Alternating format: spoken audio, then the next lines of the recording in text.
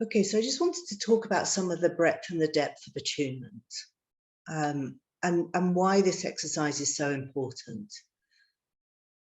Most of us have experienced from early childhood, if not even, from being in utero, we've had the experience of not being attuned to.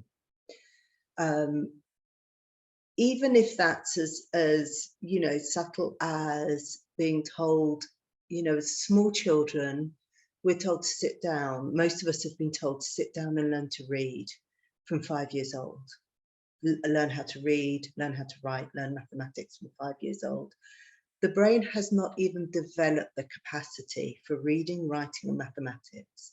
Develops it at 7 years old. So we're being told to do something that our brain is not capacitated to do yet. And there's probably a whole list of experiences that we've had from small children where we've had to fit in with something that's out of tune with what's really going on the inside of us. Now, that's not all bad, because we live in a collective, which means that we can't just tune into what I want to do and have my own way all of the time. We need to be attuned to other people and find a flow between what's happening inside of me and what's happening with other people at the same time.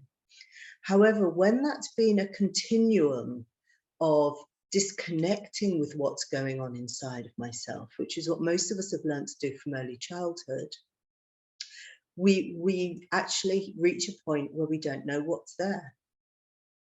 A couple of things will tend to happen.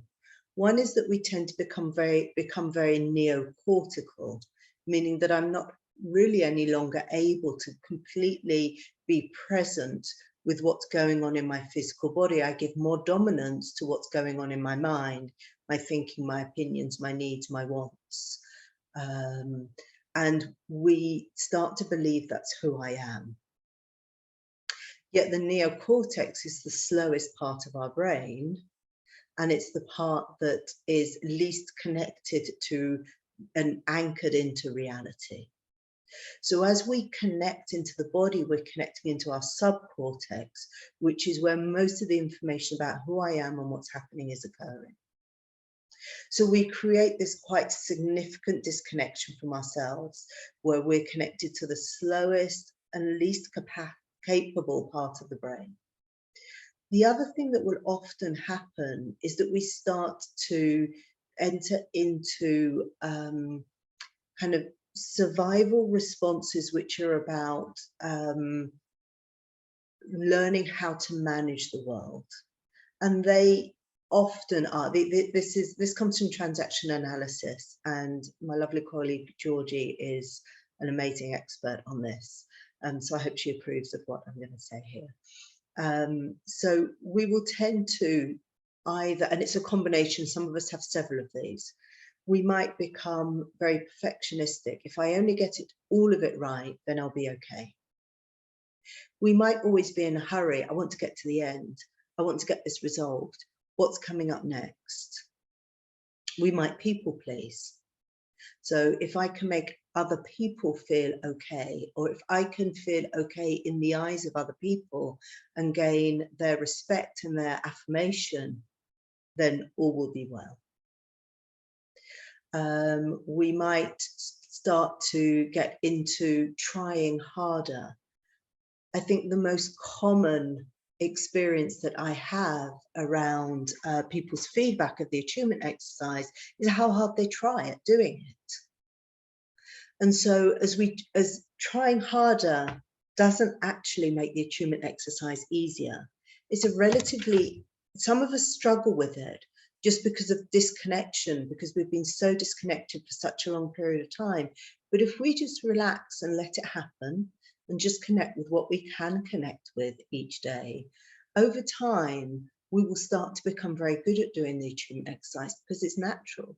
There's nothing we need to try hard to do about it. We can just let it start, the natural connection start to come through. It's rather like trying to remember a name.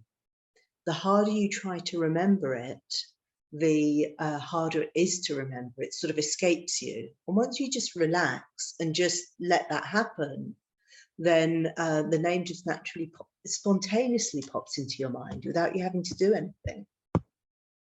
So, you know, one of our kind of responses to disconnecting from ourselves is to try harder. And the other one is to be strong. So if I'm strong enough, and if I take everything on my shoulders, and if I keep pushing through, then everything will be okay. So what we've become is we've become displaced from ourselves, and we've got caught into some automated kind of activities within ourselves that are very neocortically orientated, that we don't even realize that we're doing. So one of the things that we're doing with the attunement exercise is just simply coming back to who you are. It's as simple as that. Just coming back to what's here. And in acceptance, that's why I begin the book with the guest house poem, because it's actually just coming back that I don't have to be more.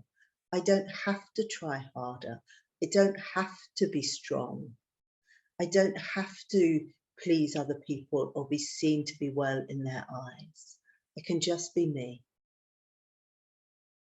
And in order to be me, I need to be able to feel myself and just come home to myself and spend a few minutes every day just feeling what's here, whatever I can connect to, and that's perfect. And some of the things I connect to are well and lovely and beautiful and comfortable, and other things that I connect to aren't so well. They may be contracted, constricted, painful. They may bring up uncomfortable emotions, but that's also part of who I am. And in order for us to heal this survival response in the nervous system, which is creating the focal dystonia, the fundamental place is to be able to come home to myself and be at peace with what's here, as simple as it is, and that's just my physical body. And I'm not anymore, and I don't need to be anymore than what I find here. And so that's really what's underneath this exercise. And that's why it's a continuous exercise. It's not something that we just do for a few weeks and then we leave it and we move on to something else and we forget it. This is something that we want to be doing for the rest of our lives, so that I come to a point where I engage moment by moment with other people, with myself, with my surroundings, from this presence, deep presence into who I really am in the here and now.